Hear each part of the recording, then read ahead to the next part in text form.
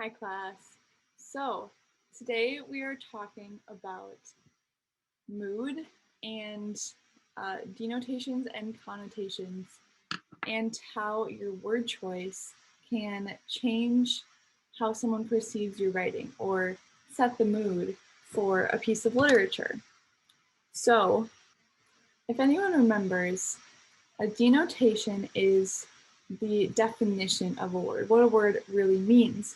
And a connotation is the emotional meaning of a word. For instance, thin and skinny and scrawny all mean the same thing, but thin has a positive connotation, and skinny and scrawny have negative connotations. And those connotations come from the way that they're normally used.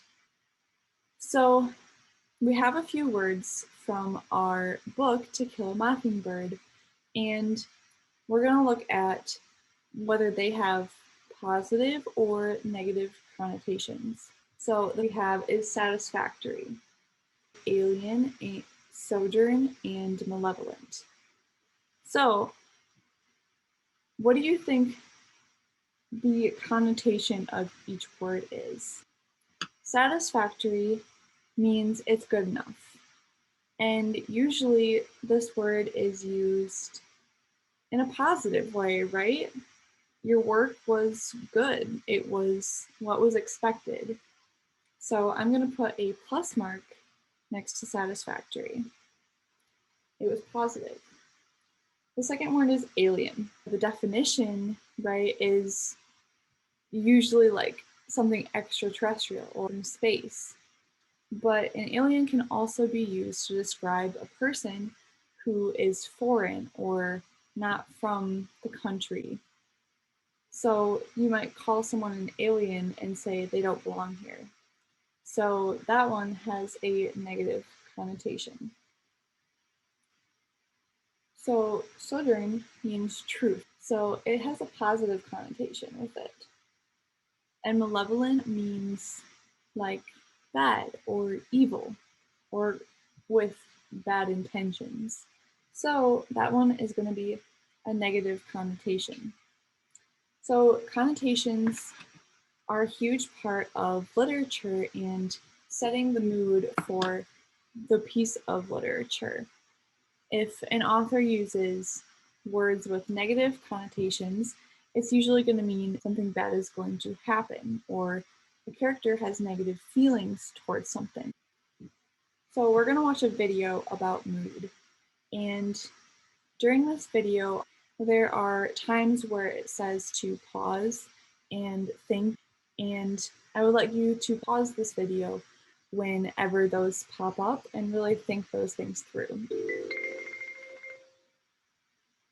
Mood is the feeling that you get from a work of literature or art. Another way to describe mood is atmosphere. When you walk into a place, it has an atmosphere that makes you feel a certain way.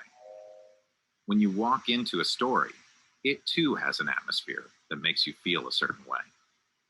The mood of a story can be calm, annoyed, frantic, joyful, gloomy, romantic, hopeful, or tense. How might you describe the mood of this video right now? Sweet and playful, right? How about now?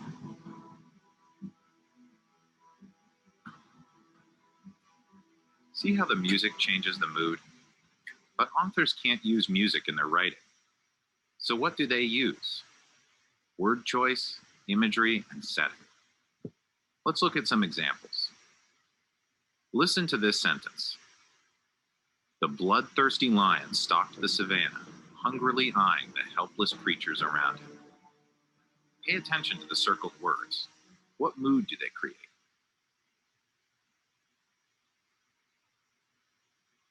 Now listen to this sentence.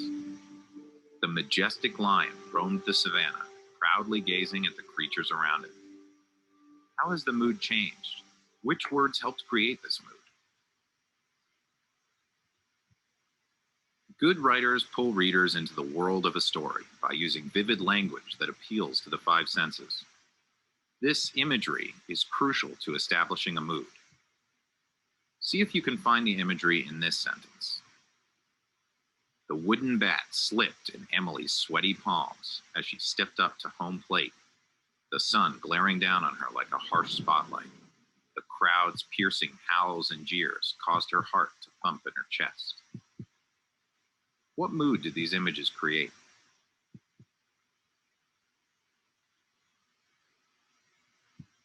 What if the author had written, the wooden bat vibrated with energy in Emily's steady hands. She stepped up to home plate, the sun shining like a golden medal in the sky. The crowd's joyful whoops and whistles caused her heart to do a little dance in her chest. How did the different images change the mood? The setting of a story also plays a big part in creating mood. Like in this scene. What time is it? Tim asked Jacob. All around them, taxicabs honked their horns as hordes of people in suits pushed by on their way into office buildings. What is the setting? What mood does the setting create? Now imagine the same scene, but in a completely different setting. Like this one. What time is it? Tim asked Jacob. Weak moonlight cast shadows over the crumbling gravestones. A lone owl hooted somewhere in the darkness above. How has the setting changed the mood? So as we just saw in the video, the three main ways that mood can be portrayed is through word choice, imagery, and the setting. These are all very important because the only way that an author can really show the mood is through the words that they use. The mood of the text is important in literature because it can help readers interpret what the author is really trying to say in their story. We already looked at how word choice can affect the mood and how the connotations really set that. In thinking about how Harper Lee creates mood in To Kill a Mockingbird, you guys will need to think carefully about the connotations of words and the concepts or imagery that Harper Lee uses. So we are going to look at the first chapter of text, which we read a little bit ago, but we're going to revisit it and we're going to talk about the setting. So we're going to look at that and I'm going to read that out loud for you. So where you're going to start is on page 5 in the books, and you guys can follow along. And as I read them, I want you to write down some of those key phrases or circle them in your book. And afterwards, I'm going to ask you about how those words create a certain mood in that scene. Okay? So, starting on page 5. Macomb was an old town, but it was a tired old town when I first knew it.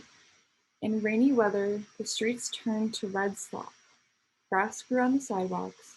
The courthouse sagged in the square. Somehow, it was hotter than a black dog suffered on a summer's day. Bony mules hitched to Hoover carts flicked flies in the sweltering shade of the live oaks on the square. Men's stiff collars wilted by 9 in the morning. Ladies bathed before noon, after 3 o'clock naps, and by nightfall were like soft tea cakes with frosting of sweat and sweet talcum. People moved slowly then. They ambled across the square, shuffled in and out of the stores around it, took their time about everything. A day was 24 hours long, but seemed longer. There was no hurry, for there was nowhere to go, nothing to buy, and no money to buy it with, nothing to see outside the boundaries of Macomb County. But it was a time of vague optimism for some of the people. Macomb County had recently been told that it had nothing to fear but fear itself.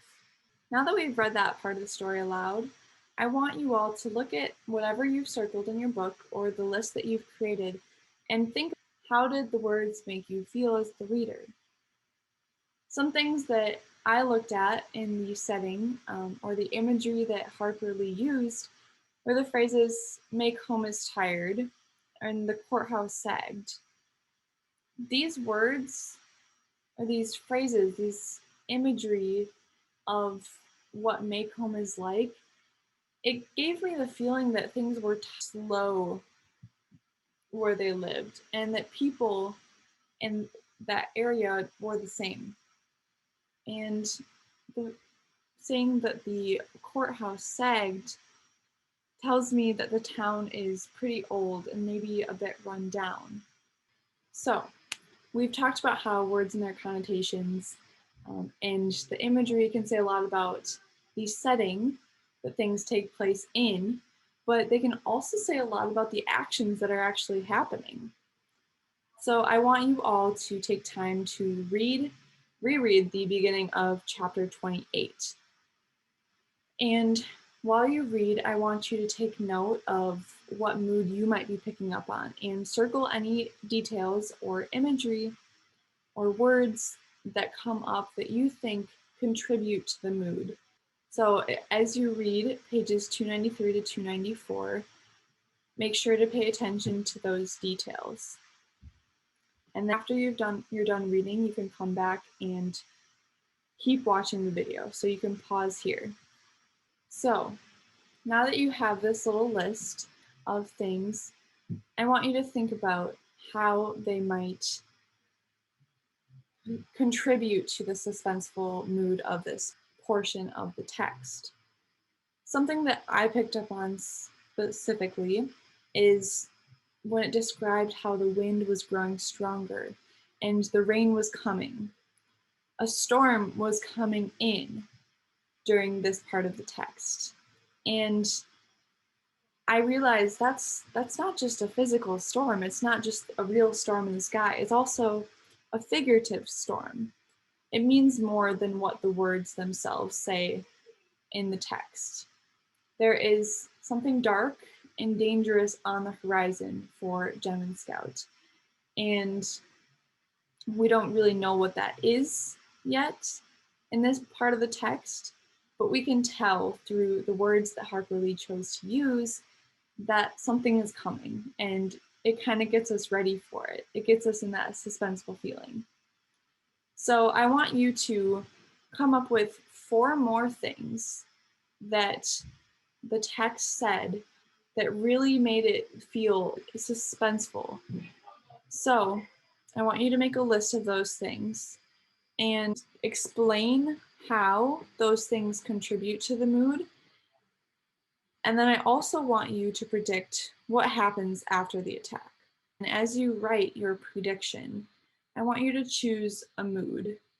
It can be any mood you'd like, romantic, it can continue the suspenseful theme, or it can be joyful, whatever you'd like, and choose words to describe what's going to happen after this attack. And be creative, come up with any scenario. But I want you to practice as an author yourself how you can choose your words to portray a certain mood. This writing assignment is going to be turned in 2 days. So you have a little bit of time to work on it. I really want you to experience what it's like to be the author and establish a mood through the words that you choose. So keep that in mind as you're writing. And until next time, have a very great night, and we'll see you soon.